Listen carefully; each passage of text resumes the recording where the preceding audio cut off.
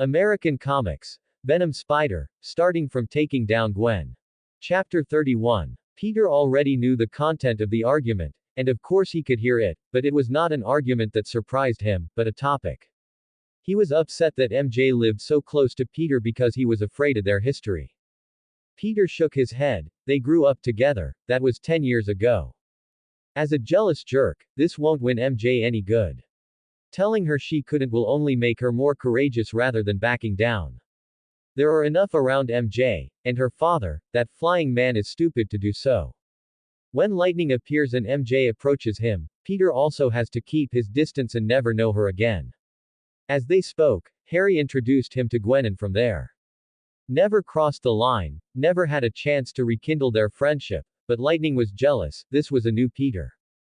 Peter knew that he would only add fuel to the fire that had already been lit, so he handed the drink to Gwen. I'm in the toilet, wait for those two to calm down and text me. Oh, and order me a double cheese pile burger and add some paprika. He said as he walked to the toilet. Gwen had been sitting with the pair for 5 minutes, while the she called her boyfriend disappeared into the toilet. MJ looked like she was ready to cry, and Lightning looked like he was ready to hit someone. Gwen thought to herself, I'm going to kill him. She took out the phone and was about to knock Peter on a message to get him back here, when the restaurant door opened and a weird cosplay guy came in. Behind him, a big muscular freak in a gray tights motioned for her to put down her phone, clenching his fists menacingly as she glared at him. It wasn't what he expected of the night. Come out for a drink, we get together and laugh heartily. Peter talked to himself, imitating the famous movie he loved as a child, humming songs himself. But sitting on the toilet was boring, and it wasn't until he heard the screams that he realized he had missed the noise of the bar disappearing. Opening the bathroom door, he couldn't see the cracks in the wall, but he could hear a lot of noises. Ms. Nakatani, if you can give us your card and PIN, we can leave you and these people here for a good meal. Quote. It's a modulated synth voice, a punk robber wearing a kid's Halloween mask. Peter gently slid the door back, a smile on his face. Although he couldn't see who it was, he knew Gwen and MJ were out there and what he needed to do. If he is lucky, they may rob Lightning. He looked around and saw that the toilet windows were narrow and tightly locked.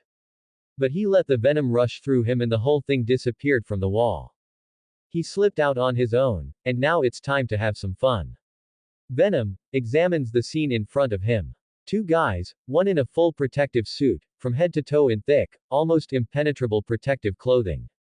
He was carrying a huge backpack, and the sound came from his helmet, crackling. The other was wearing thick body armor, all gray and very large. He was much taller than men in overalls and deified women, and his fists clenched and clenched as they spoke. His face is covered with a thick helmet with a chic eagle hook in front of it. Listen, just give us the account number and password, we won't bother you anymore. He repeated. Otherwise I will let the rhino be here and make your life short and painful. He pointed to the big guy who stuffed the cup into his open palm. Oh, he'll love it. Venom can imagine the smile on the big guy's face, vicious and violent, exactly the kind of person he wants to beat up to get rid of the pressure. Looking around the restaurant, he saw an empty stall, flicked a thread, and pulled it hard. He jumped into the air, slid down, gained momentum in the swing, and passed through the restaurant window, but his feet hit the rhinoceros's belly.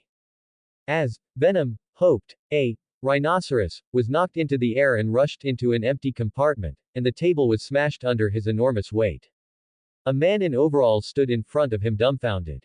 You know Marco was talking about a tall black man. What he didn't mention was that you had a big spider sign on your chest. You're Venom, right? A wail sounded, and two huge steel arms stretched out from his backpack, and the four-fingered claw pincers at either end made a threatening click. The edge of the razor glows in the restaurant lights. You're just distracting, that's all. He glanced at the woman in front of him, who collapsed to the ground like a house made of cards. Oak, there is resistance over there in the restaurant, change plan B. No, stay there and get your job done. Quote. Oak, the name he gave himself, spoke into the headphone radio. The two robotic arms rushed forward, and Venom ducked to the side, pulling nets on them in an attempt to block their pincers. Venom thought to himself, I have to kick them out of the restaurant, there is no room for fighting. Venom fired 2 shots at Oak, and when they wrapped his arm, he jumped out of the restaurant door and ran into the street, pulling Oak out as well. He turned Oak around, crouched down, jumped backwards, and punched Oak in the back, who had already broken free. As Venom rushed towards him, the two rolled along the street. "It hurts," Oak shouted, 2 arms coming straight at him. Venom hid under both arms and was caught between the other 2 arms, one biting his arm and the other biting his leg. Venom was thrown into a parked car, the steel and plastic frame of the car crushed by his weight. He coughed, felt bile and cider rushing down his throat, was thrown a few meters and hurt so badly, and now he went crazy. He stood there yelling at Oak, who was now standing on 4 arms and lifting himself off the ground. Venom punched a hole in the side of the car and ripped the door off. Oak laughed, pathetic, and he couldn't hit him with the door as it flew past him, but the car exploded on him. Because Venom wrapped a net around the car, pulling it back to him. Stupid, he thought, as he took control of himself again.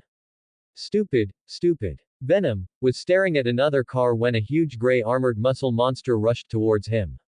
"Forgot about rhinos, huh? Don't worry, monster, I caught you." Quote. Oak watched as the rhinoceros straddled the knocked Venom and began punching his sides with his fists. Oak's communication rang. "Doctor, we have the account number and password, now start running the vault." Oak clicked the communication twice, sending a positive message. He didn't want to be distracted anymore. This black monster was dangerous and would kill them both at the slightest hesitation. As if Venom heard his voice, Rhino was pushed down. The already bulky monster seemed to have grown larger, with thicker arms and legs, and a black mask on its head stretched out to split into a large mouth full of teeth. "We are Venom, you are all ants." His clawed hand reached into the trunk of a car behind him, lifted it up from the ground, and slammed it into the rhinoceros. When the car came down, the rhino also punched, and the car disintegrated into a pile of scrap iron, leaving only Venom holding the trunk of the car. "Is that all?" The rhino slammed his fists together and rushed forward. Venom grinned, smacked wide, and flung the door of the car towards the rhino to make him fly back into another car. The rhinoceros shook his head, got out of his trance, and grinned. "We can continue to play this game." He reached behind his back, hoisted the crushed car and threw it at Venom. Although Venom is strong, he grabs the landing gear of the car and simply throws it at Rhino, an abnormal game of catching. Seeing the failure of the tactic, the rhinoceros threw the car aside and instead lined up to charge, crashing his bulky body into Venom. Venom began to rain down on the rhinoceros. Oak is not stupid, watching these two fight is a show in itself. But he could feel every blow bouncing in the air, and his reinforcement suit could withstand some attacks, but that was another story. Even if the rhino hides under the fist of Venom, counter-attacking with an uppercut. But Venom also just shrugged its shoulders and fired back. Now the two monsters are fisting each other. There is no skill here, no tactics. Only the barbarians fight against the barbarians, and whoever fights the hardest is the winner. Now, due to the dents left in the body armor of the rhino, it seems that Venom will win by a big margin. If it takes too long, the police will appear, and if it takes too long, the army will appear. Once they know that superheroes are involved, they're sure to catch them, so running away cleanly now is a better option. Expect to arrive in a minute, open the vault, and make sure the package is safe. He needs to drag Venom and check the scanner. He hadn't heard anything about the restaurant, so everything was still under control. 5 minutes later, a plan was formed in his head. The rhinoceros back off and keep him away from you, the others are already on their way. The rhinoceros grunted, he was certainly not satisfied, but he took the order well. Oak's arm would rush out like a snake without warning, forcing Venom to retreat and move away from the rhinoceros. This monster is strong and agile, but with just two of them, they can take him under control and let their friends open the vault. They don't have time to play games with this muscular monster, even though Oak just wants to drag him into the lab and see what gets him moving. Venom jumped onto his feet and weaved a net over Oak in an attempt to paralyze his arm. But when his back exploded into a painful ball, his muscles tense from the electric shock, and he knew he had been played. Through the fog of pain, he saw two other people. One was brown, his skin roughly like sand, and his face was familiar to Venom. The other was a bald armored black man with wires and pipes on his body. Dr. Oak staggered forward, rendering Venom incapacitated, and his limbs were restrained. He could feel the pressure on his chaos, but for now, it was holding on. Well, don't stand there, help me. The rhinoceros saw the link of the doctor's arm bend and the muscles of the Venom swell. Venom tensed his limbs, but the limbs were already coiled around him, hugging him tightly. He was too tightly wrapped up in the rhino to notice the others moving behind him. The man was wearing tight body armor with sparks between his fingers. A human taser shocked him, causing all his muscles to spasm. Rhino never thought that electrocution would bypass symbolic leather armor, so now he has another problem to solve. Biko, light him up, doctor, aim at the car on the right. He said. The rhinoceros shouted, pointing to a parked car. Dr. Oak lifted Venom and threw him towards the car. As soon as he aimed in direction, he was ready to pounce on Orc until he felt a lightning arc rush towards him, and pain flowed through his body. Venom screamed, lighting up his nerves. An electric current winds around nearby cars, triggering their alarms, and the shrill sound enlivens Venom's nerves in the agony of schizophrenia. Steam rises from him as the gloved villain makes the arc-like electric current disappear. Ha! Die, you freak! He shouted, and before Venom could recover, he was kicked towards Oak by the rhinoceros. He grabbed his feet and threw Venom to the ground again and again, cracking the thick concrete with each blow, and Venom felt like he was back. I have an idea, bring him back. Oak threw him the ground again and motioned to Marco again. Marco, is this him? He pointed to the unconscious Venom. Now it's Nebuta, that's right, it's him. Nice, have fun, Nebuta. Director went to get the package and we went. Rhinoceros, do you stay? Oak had already guessed that the rhino would stay, and he had doubts about being the strongest and toughest, and Venom pressed the button. I'm the boss, you're still too tender. The rhinoceros bends his hands and then crumples them into huge fists. Oak snorted. You two have fun, take off his mask and let these good guys see who's underneath. The rhinoceros grinned. Of course, boss, it won't be long. The two of them, Oak and Bretlow, walked towards a van parked opposite the bank. The sleeping devil carried Venom with his thick body, while Rhinoceros used him as a fist bag and delivered heavy blows to his chest and abdomen. Venom was paralyzed, and the electricity disturbed his muscles, locking them in icy pain. He didn't even notice that every blow rained down on him, and his thoughts retreated to himself.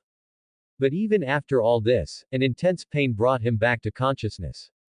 He coughed, his mouth full of blood. Through his half-closed eyes, he saw the rhinoceros standing beside him, his thick gray fingers digging into the symbolic skin on his chest, which was torn apart when his thick fingers dug into the white spider badge on his chest. A grinning rhinoceros threw it into the restaurant, and customers retreated back from the pile of grumbling slimy stuff, screams ensuing. Pain pulled him back to the world, and he saw Gwen and the others standing in front of the broken window, watching in shock as he was beaten by the two monsters. The sleeping devil laughed, and the rhinoceros punched Venom's bare chest one punch after another. Yes. He watched Venom suffer as he did and cried out with joy. Venom laughed. There are only two here. He thickened the skin on his chest and sucked all the dead skin around his body into it, thickening it to the point that a rhinoceros's fist could not be broken. A steel plate on his forehead thickened, and he struck his head back first, knocking the Nebuta and the people in front of him unconscious, and the Nebuta's hand loosened a little. Venom's head hit the rhinoceros.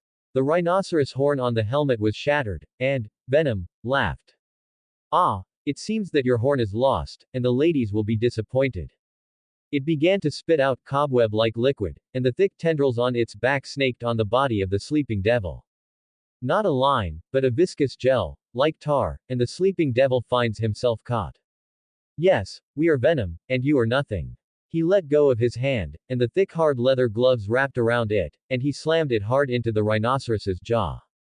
The sleeping devil tried to break free of his body, but the thick tar gripped him firmly. Venom began to cover both of them with more time, and the sleeping diva began to panic, removing his core body away from Venom. Screaming, he had to leave a few pieces of his body, but it was too late for him to move, but his strength was severely limited.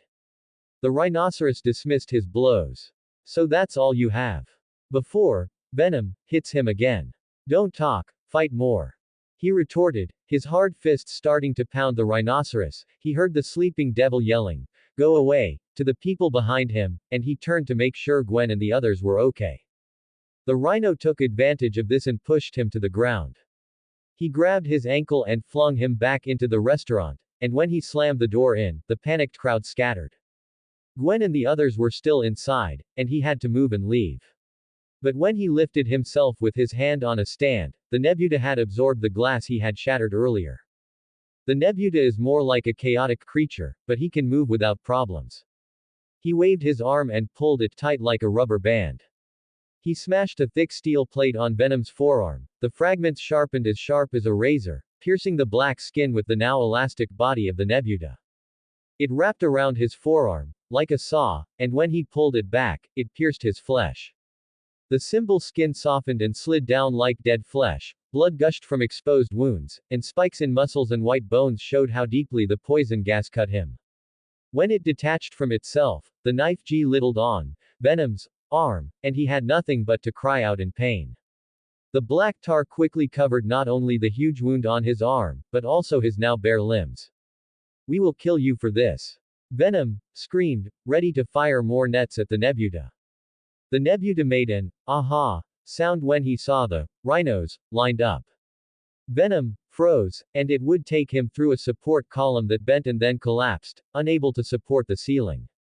As he crashed through the restaurant, Venom jumped up and stuck to the ceiling. "You fooling idiots." After a few seconds of shouting like another person, the entire restaurant froze. Then the screams began, and chunks of things from the ceiling began to fall like raindrops. The customers scattered, not caring at all that the two of them were fighting. The lights fell, the light bulbs shattered, and sparks splashed. The rhinoceros gave Venom a finger and punched through the glass wall. Venom has no choice, and if he chases them, people will suffer. He shouted, "Run, run," and the stiff statues frozen by violence began to panic, rushing towards smashed doorways and shattered walls. He began spraying the most viscous mesh of liquid on the support pillars and surrounding ceilings, but the damage caused by the rhinos was too great, even as he climbed to where the ceiling was about to fall. He watched as lightning pushed MJ out the door, then the ceiling collapsed and pressed against him, squeezing him into something slimy and blocking the only way to escape. It was just him and Gwen, and he threw out a mesh cable and entangled her. As he pulled her toward him, he burrowed under the table of a stall. He winced when he heard the disgusting crunch of Gwen's head hitting the edge of the table. She wasn't low enough and at the right angle, and she was hit on the side of her head when she fell. Venom stared in horror at the blood coming from her head, and he knew that he had hurt her in order to save her. The TV is still connected, still working, hanging loosely on the wall. Its sound was piercing as staff and customers scrambled to escape the disaster. "This is the latest news. Venom has just been spotted fighting other superpowered monsters. A restaurant, an American restaurant that was honest to God, was destroyed, and several people who looked like high school students were trapped inside. This shows that these monsters need to be caught, and these threats need to be treated in their human ways. L.J. John Jameson will reward anyone for catching these heinous villains, especially the man who calls himself Venom." Quote. Peter held Gwen in his arms, her blank eyes gazing at his soul. He knew that the scalp injury, combined with her other symptoms, shortness of breath and complete dilation of her pupils, meant the worst. She suffered some kind of brain damage and without immediate help, she would most likely die. He closed his eyes and searched within the bounds of his vast knowledge how to save Gwen. But this time it didn't come from his thoughts, he felt an instinct. When he focuses on himself, his senses tingle. Although there was little hope, no matter what had been done to him to rebuild his body, stronger and faster, maybe he could use it to heal Gwen. His only question is how. It's not like being trapped under half a ton of rubble where he can give her a blood transfusion, and other things are even creepy. It had to be the only thing he had, so he held her tightly. Pressed his lips to hers and kissed her deeply without resistance. His first kiss was to a dying person, but if he saved her, he could explain it to her and compensate her later. He felt something rising in his throat, not the sour taste of vomit, but a sticky sweetness. Whatever it was, it entered Gwen's mouth from him. He pulled it back and saw her throat bulge, whatever it was moved to her neck. As a result of the spasms, the lump he gave her spread into her body. The lump seemed to have cracked, and now the two lumps bifurcated, he could tell it had gone not into her esophagus, but into her lungs, forcing them to take a deep breath. 3 small, almost imperceptible white bumps ran through her chest and all the way to her heart. He stopped and lifted her neckline to see where the silk thread went. He was greeted by a pair of very tall plump, dark pink, almost brown little things. She wears trendy casual clothes. However, she didn't wear a hood, and Peter cursed himself as he straightened up at his peak. Gwen's breathing steadied, and he watched with rapt as the white lines ran through her arm, spread to her veins, and then branched into her capillaries. The wound on her head stopped bleeding and soon began to ooze the same white fluid. With a light touch, he recognized that this was the substance he secreted when he turned into Venom. Whatever his purpose, he infected Gwen with what he carried. Thankfully, its ability was to heal and repair her physical injuries. It oozed from the wound and then retreated into her skin, which was deep but looked much better. The blood had coagulated, and now it was just messy instead of flowing, and Peter had to grit his teeth. Tears welled up in his eyes as he knew that even though she had been changed, she was still alive. Her body stabilized as he held her tightly in his arms. The small wound on her body was beginning to heal at a visible rate, and the large wound on her forehead had stopped bleeding, but it still looked bad. Her pulse was steady, and even with her eyes closed, she was now able to respond to the small amount of light emitted by Peter's phone. He hugged her tightly and heard calls for help from rescuers. Hello. Search and rescue team, how many people are down there? A voice came from a small opening, and Peter spotted a camera. 2. She was injured, she had a head injury. He also roared, moving the camera with his hand to shoot the wound. Rescuers are coming, hold on tight, and if you can move her, get her to lie down and support her neck. We will open this hole a little more and then send you water and other things to clean the wound. Quote. The search and rescue team shouted. Although the hole was only a few inches, they brought bags of water, packs of gel, and a roll of sterile wipes and plasters and told them what to do. Although Peter knew that the wound had healed, he pretended to be cleaning the wound and sat there eating apple-flavored sauce, waiting for them to come to him. Peter breathed a sigh of relief when the searchlights illuminating the collapsed building began to seep into their small niches, knowing they were saved. He was sure he could remove the rubble from the table, but doing so would have the consequence of exposing himself to those outside. Soon, firefighters stabilized a tunnel. A search and rescue team member climbed into their cramped shelter, checked both of them for fractures and gave them plenty of time to at least get them moving. Once outside, Peter was put into an ambulance, while Gwen was carried on a stretcher to the scene. Her father came over. George had been here since the beginning, and he knew the restaurant Gwen had been to. He heard reports of the battle, and he told everyone to get there as soon as possible. They saw a van, but in the restaurant where his daughter was, there were 3 huge monsters fighting, which he didn't notice. Helplessly watching as the battle destroyed the building, the gray and sandy criminals quickly defeated the police car and fled. But they focused their attention on the building, helping the survivors, and clearing the rubble as much as possible. What the hell did you do, Parker? George shouted, as if the scene in front of him could be attributed to Peter. Peter ignored him and he was carried into an ambulance. A doctor shined a lamp in his eyes and asked if he was okay. Does he feel pain or dizziness? Peter answered these questions mechanically. His arms and legs were lightly pressed to check for broken bones. But Peter could barely feel the man's touch, let alone pain. He was physically fine, but he was angry inside. He was surrounded and beaten, his hands were almost cut off and his dignity was once again trampled on by bullies. 4 against 1 would never be a fair fight, and he vowed never to happen again. Peter watched as Gwen and her father were loaded into an ambulance, and around him, rescue efforts continued and several cloth-covered stretchers had been removed from public view. He saw a doctor treating Lightning, with a bandage wrapped around his leg that seemed to turn red immediately. The doctor yelled and he was lifted up and rushed into an ambulance. Its sirens whined in the silent darkness of the night and galloped by. Thankfully, MJ was saved and Lightning pushed her out of the restaurant before collapsing. From the collapse perspective, Peter knew that Lightning might never walk again, but he found it hard to care. The survivors were interviewed, first by police officers and then by endless hordes of journalists. Everyone was pushing and shoving the staff and customers who escaped from the restaurant unscathed. When a young reporter waved his microphone at her, he saw MJ blocking her face, so he ran over. Hey! He growled at the pair and pushed the camera down and aimed it at the ground. When they left to interview another victim, the reporter gave him the middle finger. MJ grabbed him, her face covered in dust and soot from the restaurant, and tears trailing her cheeks. Hey MJ. Peter asked her, but she was blank and didn't know what to stare at. Who? A doctor came over and shone a lamp on her face. Is this a shock? Is she in the restaurant? Peter shook his head. She escaped before the house collapsed. He explained. Sue Rescue took her pulse and gave her a quick check. She's fine, don't leave her alone, she'll get better soon. He said as he slipped the pen lamp back into the jacket and moved on to the next patient. After the search and rescue examined her, they left with her. They silently walked towards a taxi, and although the place was not yet finished, he decided to take her to the warehouse. He doubted that her father would come to pick her up and that he was awake enough. He sent a text message to Aunt May to let her know they were okay, but Gwen was in the hospital. It wasn't good, Aunt May should have thought more, but now he had to take care of MJ. And Gwen had her father, and he had Aunt May.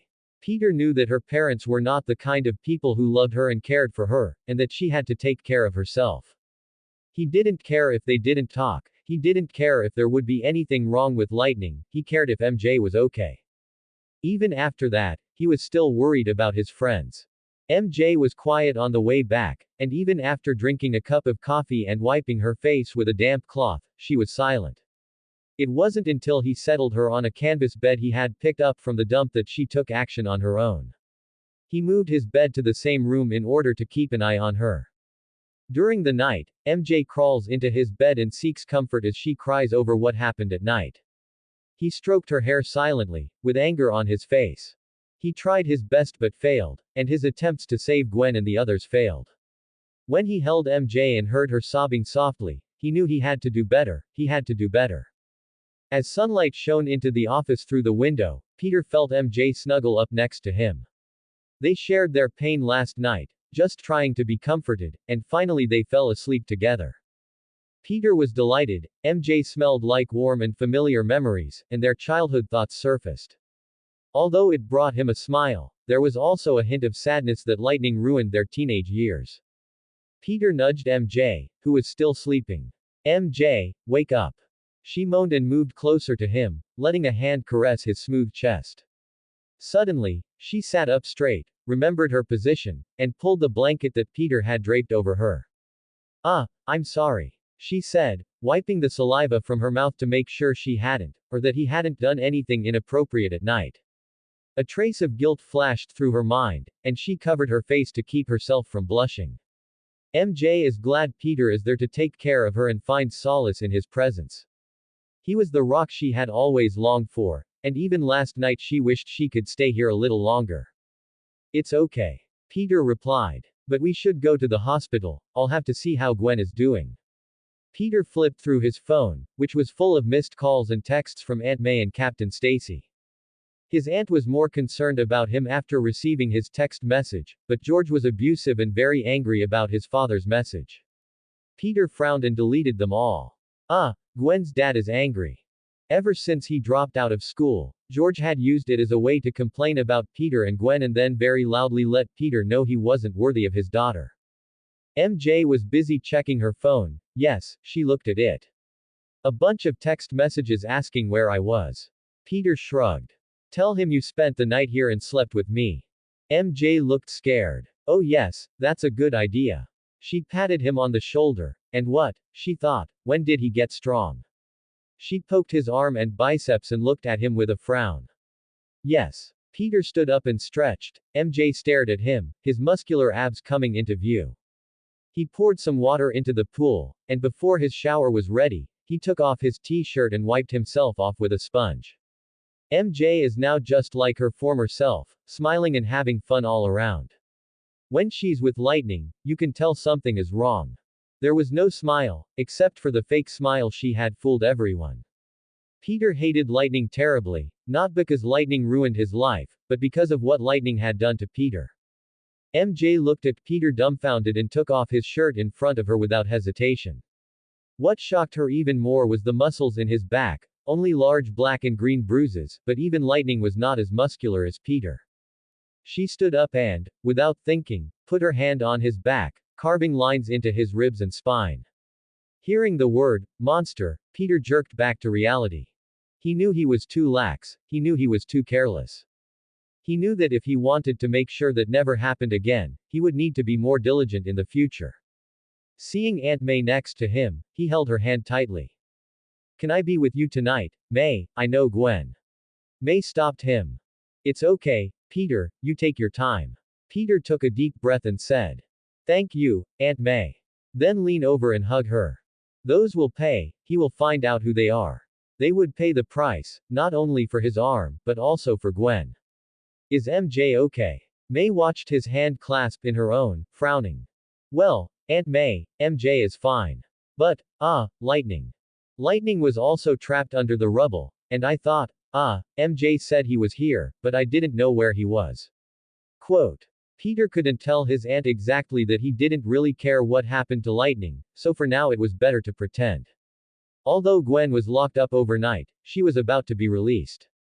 The wound on her head was not serious, it had been sutured, and the MRI showed no signs of bleeding or subcutaneous bleeding, probably just the shock that kept her awake. George glared at him as they walked together to the taxi stand, Aunt May keeping the two at peace. She knew Peter had saved her, and her father needed to be reminded of that. Gwen wanted to text MJ, and although it wasn't right away, she received a reply. Lightning. Gwen said. He lost both legs, they had to amputate, too long under the rubble. Gwen was repeating the sentence in a daze, and Aunt May covered her mouth in shock. Peter stepped forward to hug Gwen, but her father walked up to him and wrapped his arms around her.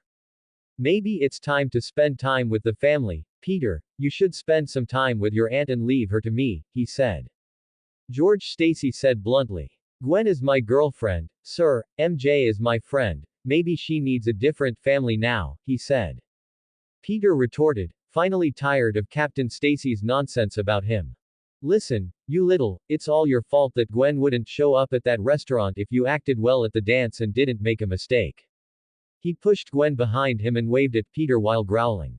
Sir, I saved Gwen, and when the pieces fell, I pulled her under the table, he said. Peter took off his jacket and lifted his shirt, revealing the huge scars on his back. This is to protect her from rubble, so I'm sorry. I can't block the rocks very well, I'm sorry. It's somehow my fault that the crime happened, but don't yell at me for saving your daughter, you ungrateful. Quote. Peter's anger boiled over and almost exploded, and when Aunt May put her hand on his shoulder, the icy hand extinguished the fire inside him. Peter stopped, patted her hand, lowered his head and said, I'm sorry, Aunt May, I'm sorry. It was Gwen, who pushed away from her father, pulled down Peter's shirt, and picked up his jacket. Take me home, Pete. She said. Dad, I'll text you later, go home and let the moving company start working, I don't want to wait another day. But Gwen, my dear, you just got out of the hospital, and... George stammered. No, Dad. Uproot. Today. There was no waiting. Quote. Gwen is serious. Peter, call a taxi for your aunt and us too. She saw him hesitate and glance at her father. Nope. She said forcefully, and he winced, but grabbed his arm and led her into a taxi. The way back to the warehouse was quiet. Gwen clasped his hands, his knuckles white, and Peter wasn't sure what was going on. He wasn't sure, but he had a feeling that she was angry with him for something. When the movers arrived, Gwen was outside arguing with her father about things Peter didn't quite understand. He is learning to block out sounds and noise by listening to his own heartbeat, which so far is enough to stop the louder noise from hurting his ears. Of course, if he relaxes, he will hear what is being said. But respecting Gwen's privacy, he waved his hand and undid the huge bolt that closed the upper half of the hatch. He decided to weld the upper half, but keep the lower half free. Welding new hinges, precisely for this situation. One of the porters whistled in awe as they began to move in, and in Peter's opinion, not only boxes, but also furniture, endlessly. Peter pointed to the first home, and they started working like ants. Of course, George glared at him angrily, Gwen punched him in the arm, and he had to leave as they got into a heated argument. He knew that George didn't like him and thought he wasn't worthy of his daughter. But today he should be more supportive of him, he knows how hard it is to leave home, and so does Gwen. The sofa, the bed, and large and small household appliances all walked through the double doors, and Peter was taken aback. Gwen, no, George must have spent a few $1,000s, and he was confused only because an engineer wanted to know where the hook of the washing machine was. Peter entered the apartment, showed them the pipes and wires, and watched in amazement as a group of movers danced ballet and moved box after box into the house.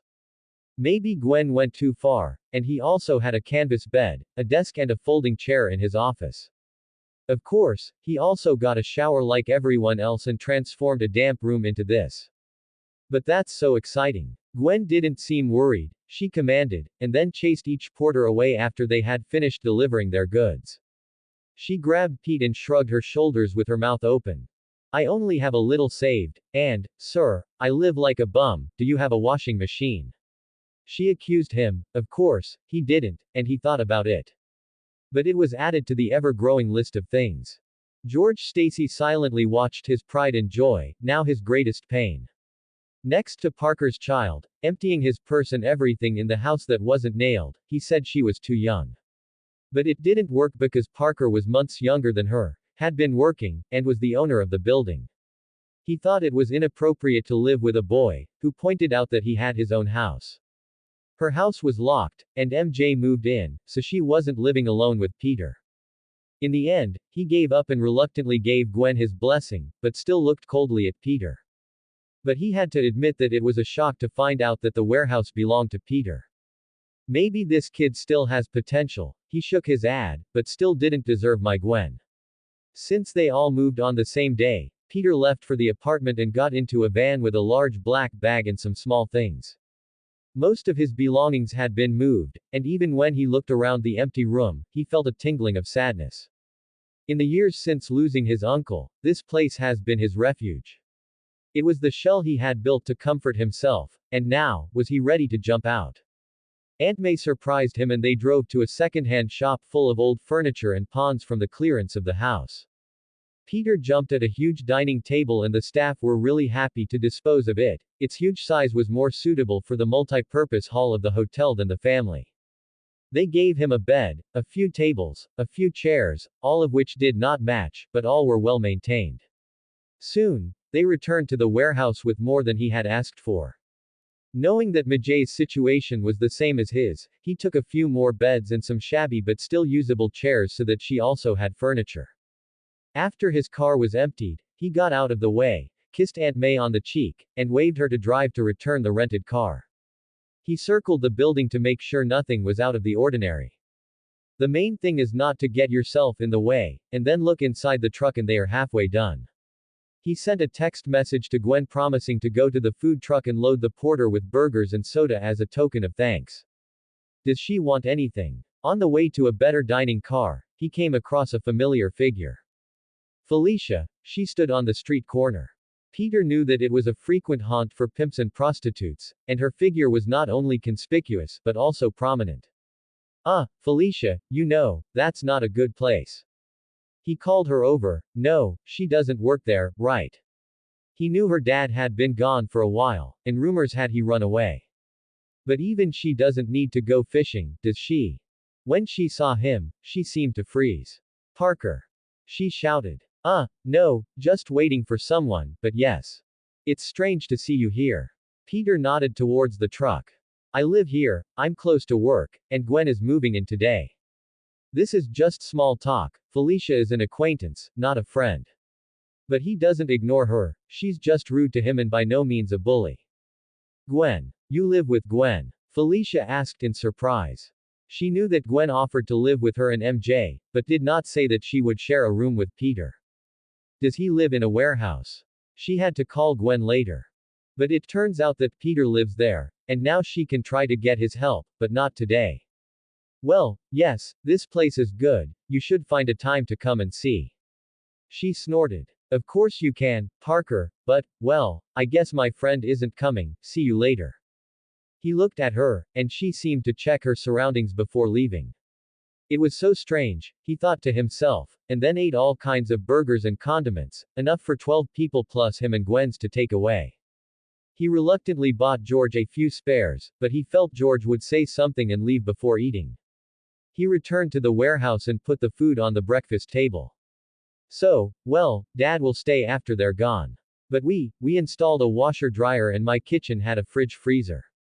So we can eat some suitable food. Quote. Gwen snuggled up to Peter, making them physically contact, ignoring her father's scowling glare. He was busy directing the movements and didn't come over, and she enjoyed the contact. We have food, Peter argued. Gwen raised an eyebrow at him. Real food, Pete, not in cans or food trucks, really. Correct. Target. Food. Thing. Quote. She spelled it out, then grinned and hummed her joke.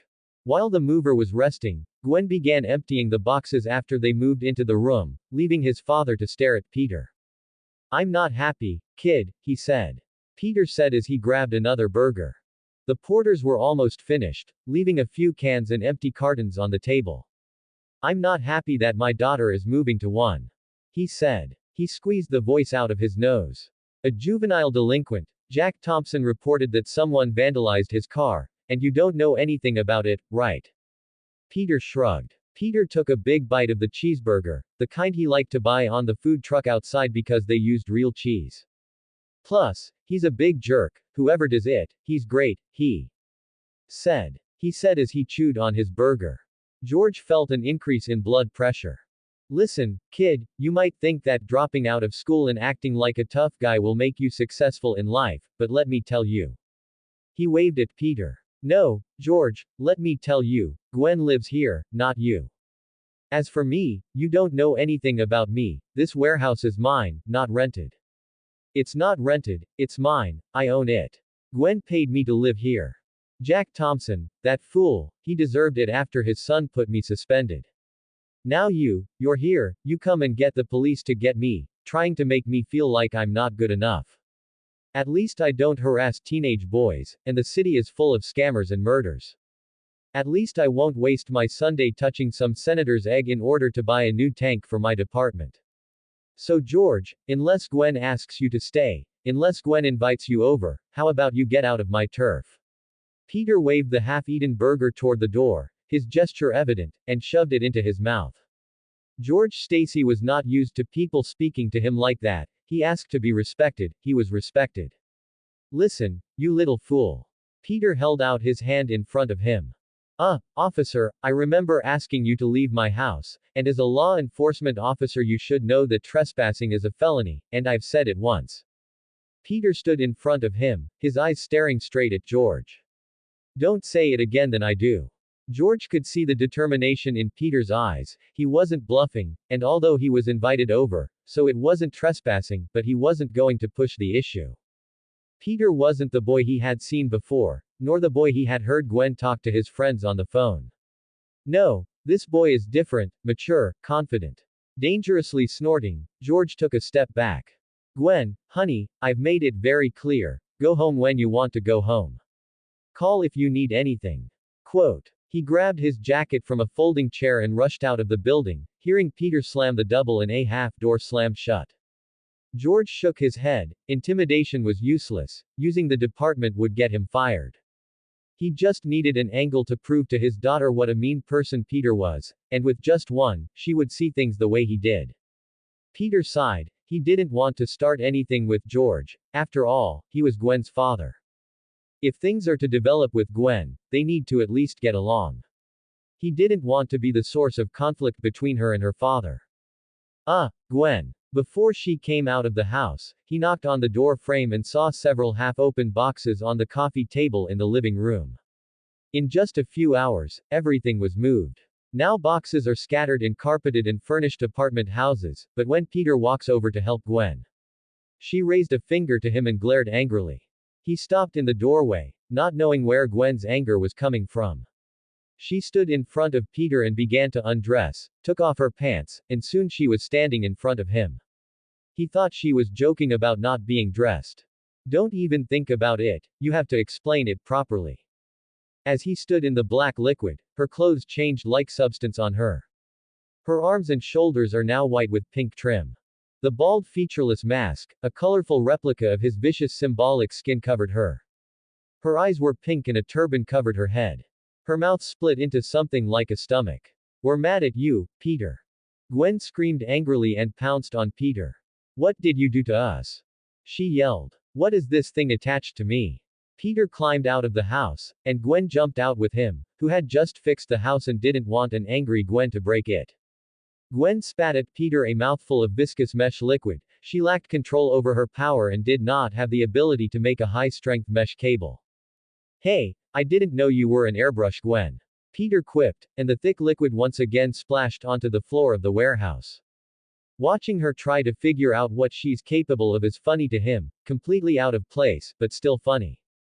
He jumped directly onto a roof beam and glued to it. Gwen screamed angrily at him, and even though she had now gained strength, she couldn't jump high enough to grab him. Her mind was carried away by sudden hormones, and she fell into pure anger. He was mocking her, and he would pay for his arrogance. Gwen gasped and lingered under the girder where Peter was trapped, her eyes kept on him.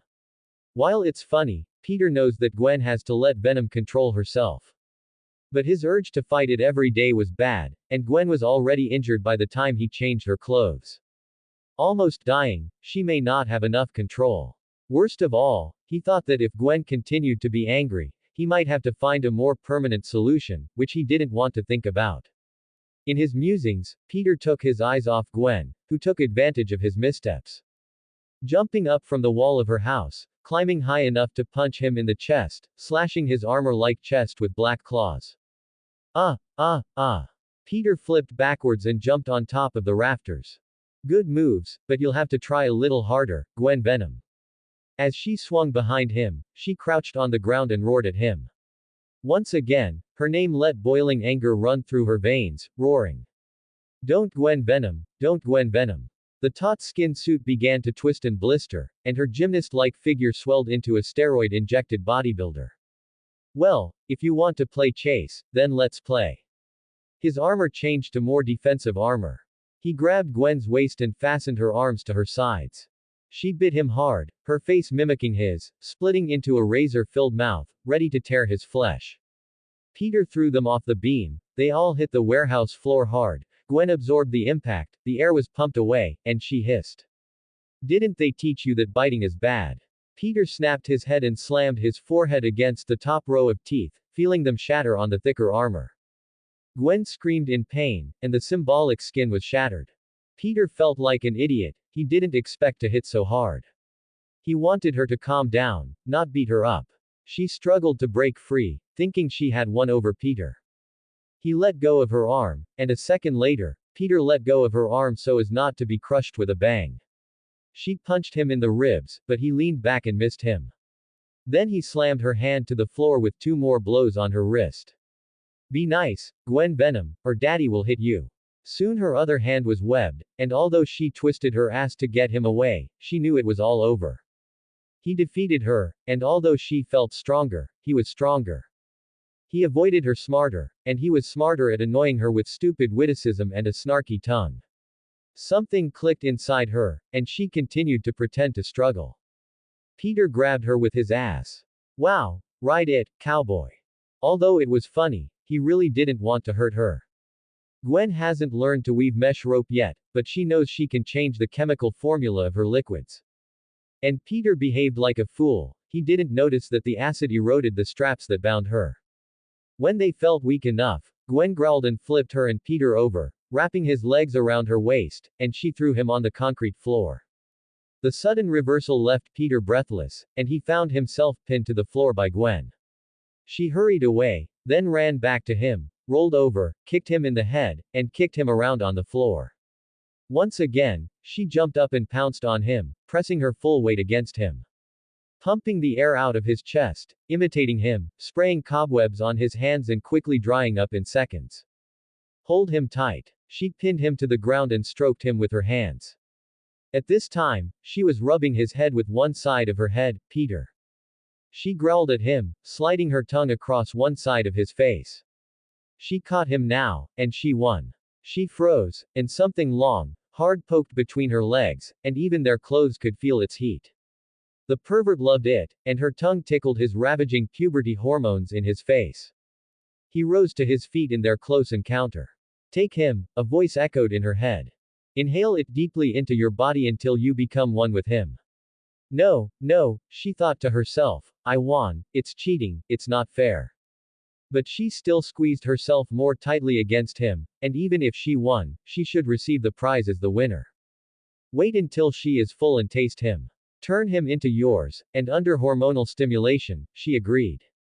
Their first night together was crazy, and now they sit at the big table for breakfast. The last meal was milk and fruit, and Peter complained that granola and energy drinks were fine, but Gwen quieted him down. So, I've been thinking. Gwen was busy squeezing and shrinking the symbolic skin on her hand. It won't be perfect, but I should be able to get us a microscope to see what these things really are. Peter bit his lip and frowned. Isn't a microscope powerful enough expensive? He asked, apparently already knowing the answer. Of course. Gwen handed him her phone, and he saw that the most expensive model was $3,000. But it can be connected to a laptop for recording and has 10,000 times the magnification, enough to see human cells. Or, hopefully, human cells. Peter, we have to know what these things are. We know they affect our mood, muscles, and probably a whole host of other systems. We've all experienced high moods, high libido, more aggression, lower self-control, and who knows what else. I mean, if I cut myself now, I'll scab right away and heal in a few minutes, and I wonder what it is. Quote. She looked at the table, an empty cup in her hand. Is it dangerous? Peter sighed. I know, I don't want to find out we have super cancer or something. Gwen smiled. Super cancer. What the hell? Peter stuck out his tongue at her. You know what, when I get superpowers, it's an idea. He shrugged. Super cancer. Oh my god, Pete, you're such an idiot. She trembled with laughter. Leave biology to me, okay? We don't have super cancer, I promise. Quote. As she took their cups to wash, he muttered. Super cancer may be real. Surprisingly, none of them needed to take a bath, but they did anyway. Enjoy their first time together, their first tryst removes tension between them. Neither Peter nor Gwen was embarrassed, and they bathed each other gently and carefully. Small kisses and intimate contact interrupted their baths. After drying the towels and getting dressed, they walked to the breakfast table. Peter placed the large table he got in the center of the front of the two houses as the focal point for the party and meeting. Gwen opened the package of the toaster pastry and stared at Peter. Don't call me Gwen Venom, I don't like it. As she chewed on the dry pastry, she said that Peter's taste was unscrubbed, which even she found strange. Although after they ate for an hour, Gwen was hungry again. When she ate the pastry, she wondered if it was caused by the strange slime. Sugar candy is delicious, Gwen said, turning her head, isn't it? She vaguely remembered that yesterday there was also a voice that wanted to subdue Peter as much as she did. Can it speak to her in a childlike singing voice? But, what do we call you?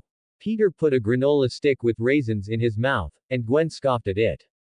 How did you come up with a name for your alter ego? She was sure she could just find a random name generator and pick a name there. When Peter struggled to hold the barbell, he suddenly sat up straight. Wait, I found it. He dragged his feet, took an old MP3 player out of his bag and handed her an earbud. He slides down the list and hits play. Your mouth stinks. Your wetness, I touch your skin, so wet black lace, sweaty. I hear your call and hurt you just to hear you scream. My name, I don't want to touch you, but you are deep in my skin. I want to kiss you, but your lips are poisonous poison. You are the soul, flowing in my veins. You are poison and want to break these chewing poisons. Quote. Gwen raised her eyebrows and pulled the device over to see who was singing. Alice Cooper, huh? Want to tell me something, Pete? She gripped his wrist and felt his pulse slowly quicken, and he panicked a little. Yes, we like what we liked. Gwen heard poison in her head. Yes, we eat more sugar, delicious. Quote. Well, You know, it's a classic song. A good song, yes, you know, after you tried to eat me. Well, then you really ate me. Gwen sealed his lips with a kiss. Slow down, Peter Pie, I'm just teasing you. I love the deadly duo of venom and poison. But, well, what about yesterday? I don't think either of us was going to go that far. Quote. Peter collapsed to the ground in defeatist fashion, as usual, and he felt like he was going to be dumped again. Hey, hey. Gwen came over and sat on his lap. Don't put on that look. She rested her head on his shoulder. Remember, I beat you and got my prize. So don't sullen and don't repeat. Quote. She put her hands on his head and said, I love you, Peter Parker, I want you, and I won't have my first time with anyone but you. Frankly, we were fantastic. I shook your world. Quote. Peter rested his forehead against hers, knowing that the accident amplified his emotions. Her desires may also be amplified when transferring a part of himself to her. But hearing her words, feeling her sincerity, Peter knew that she had not lied to him. I love you too, Gwen. Look, it's simple, without sullen Peter and a happy Gwen. No fights, just kisses and love. Gwen made a kissing sound at him, and they both laughed. But, well, what's going on with that weird skin and cobweb spray? When did you become Venom? My dad went crazy for him. Peter, you almost killed someone. And then, oh God, Peter, that's you, you're fighting, and, then. Gwen paused. You're fighting those people, Peter, you're injured. You almost killed us all. Gwen patted him on the shoulder and yelled. Peter just let her vent, and once she started, nothing could stop her. You're Venom. And I'm an alien. Peter and Gwen are both going home for one last visit, and the little things that have been forgotten, too personal or too sensitive need to be packed up. When Gwen had something to say to his father, Peter wanted to see Aunt May. Aunt May, I'm back.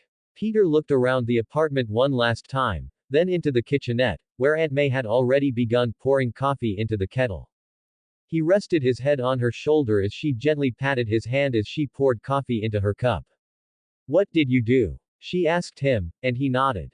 Gwen is going home, and I want to clean up this place one last time before I go back. I think I had everything with me, maybe some clothes in the dryer. Quote. Have you settled Gwen? Peter nodded and began to add sugar to the coffee. Yes, but we have a whole bunch of recyclables to sort out. All the boxes, and, what's wrong, Aunt May? She glanced back at him and he asked. Peter. Aunt May began. Stop talking nonsense. Peter almost choked, and Aunt May added sugar and milk to her own cup, then nodded at the small breakfast table and asked him to sit down. He looked at her guiltily, and she sat across from him, holding the cup in both hands, watching him avoid her gaze. You have lipstick print on your collar, and Sheriff Stacy called here about 10 times. She tapped a finger on the breakfast table. So what? Peter straightened up and stared at her. I spent the night with Gwen, we slept together, and time was forgotten. Peter shrank slightly, expecting her reprimand. When her face sank and raised her eyebrows, he realized that she didn't mean that. She wondered why she couldn't communicate with him or Gwen. May just shrugged. As long as you have protection, Peter, I don't care who you sleep with. Gwen is a good girl and I'm proud of you. Peter, you did protection, right? May's tone was not as pleasant and caring as before. Of course, Aunt May, of course, I remember, you gave me some. I took them, so, are we all right? May looked over the rim of the cup. Of course, Peter, we're fine. Peter stared at his aunt. But I can't do that, Peter, because of us. I can't sit here night after night hoping for. Her voice was hoarse. Hopefully the same thing didn't happen to you because you don't answer the phone, so I'm going to let go. Peter, you have to juggle business and girlfriend. You know, an old woman like me can't be idle forever. Quote. Peter frowned. Aunt May, you're not that old. Peter patted her arm and hugged her. I know, and that's another reason I'm glad you moved out. Peter, I love your Uncle Ben and I gave him everything I could. However, I'm not old. She sighed. I'm lonely seeing you and Gwen, Peter, I need. Looking for a new love. Peter said absent-mindedly. Peter Parker. Aunt May yelled and punched him in the head. I've got to go for a walk. Ooh, I'm sorry, May, I'm sorry. He pretended to be injured and wanted to sit back. She stood up and poured the last bit of coffee grounds into the pool. I took a couple of classes. No, don't worry, not the ones you went to. Until then, young man, free your mind from the gutter. Quote. May brushed her hair and picked up her house key. Anyway, I have to go, some of us can't skip work like you and love you, Peter. Oh, wash the dishes before you go, they're yours anyway. She was right. After Peter left, she felt that the apartment was empty. She felt a feeling she hadn't felt since Ben's death, loneliness. Peter has finally grown up and the years of caring for him are over. It hurts, but she also needs to get on with her life. Find her place in the world, but she knows she'll always be there for him when he needs her. As she watched him finish his coffee, she remembered the image. It would be the last time he would consider this place his home, and when the pain stung her, she quickly turned away before he saw her cry. I love you too, May. He said. He replied as she left him to pack up his last things. He was careful and knew that renting a van would be expensive. There were still some clean clothes left, still in the washer-dryer, and he stuffed them into his backpack. He will miss living here and Aunt May. When a sharp pain hit, he would miss thinking of his Uncle Ben. He's moving on, he's growing, and that means leaving something behind. He knew how she felt, but he assured his aunt that he would always be there for her if she needed him. He looked at the pool and sighed. Next to the sink were piles of a pot of baked sauce, a pasta plate and several bowls stuck with dry cereal, as well as cups, glasses and other cutlery. May entered his room and picked up all the lost pottery. Peter was too lazy to clean up and left it here for him. He sighed, shook his head, rolled up his sleeves, poured warm water into the sink, and got to work. Although May and Peter shared for a while, there was too much to share. But Gwen didn't have the same conversation with her father. George Stacy wasn't in a good mood, and he called everyone he could think of at night. But nothing could have been found that would have let him know where Gwen was or why she didn't answer the phone. The boy's guardian, May Parker, even suggested he keep them young, while he just silently hung up. He snorted, as if he would let all the little rascals like Peter Parker snatch his Gwen from him. Hearing her key in the door, he sat up straight and brushed his tie.